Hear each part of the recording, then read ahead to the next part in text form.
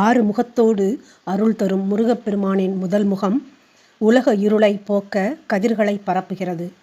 இரண்டாவது முகம் பக்தர்கள் மகிழ வரம் தருகிறது. மூன்றாவது முகம் அந்தணர்களின் வேள்வியை பாதுகாக்கிறது.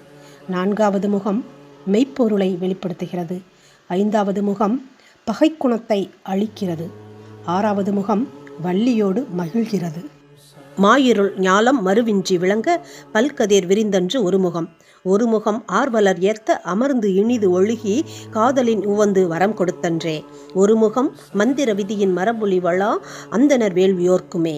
ஒரு முகம் எஞ்சிய பொருள்களை ஏமுற நாடி திங்கள் போல திசை விளக்குமே. ஒரு முகம் செருநர் தேய்த்து செல்சமம் முறுக்கி கருவுகொள் நெஞ்சமோடு களம் வேட்டன்றே. ஒரு முகம் குறவர் மடமகள் கொடிபோல் நுசுப்பின் மடவரல் வள்ளியோடு நகையாயிருந்தன்றே. ஆங்கு மூவிரு முகனும் முறைனவென்று ஒழுகலின் என்கிறார்.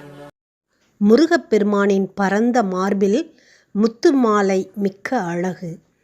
மார்பில் அமைந்த 3 ரேகைகள் மிகச்சிறப்பு.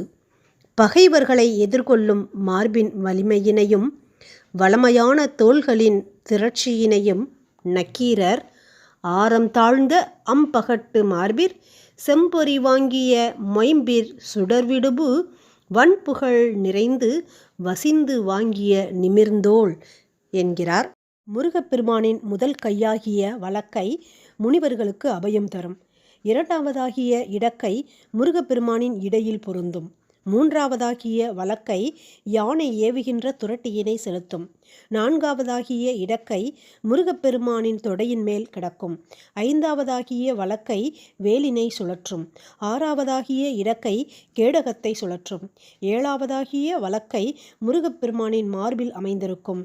எட்டாவதாகிய இடக்கை மார்பில் இருக்கக்கூடிய மாலையினை பிடித்திருக்கும்.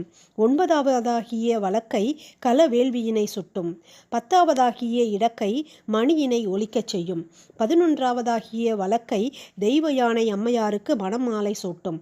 12வதாகிய இடக்கை மழையினை பெய்யச் செய்ய அருள் பாலிக்கும்.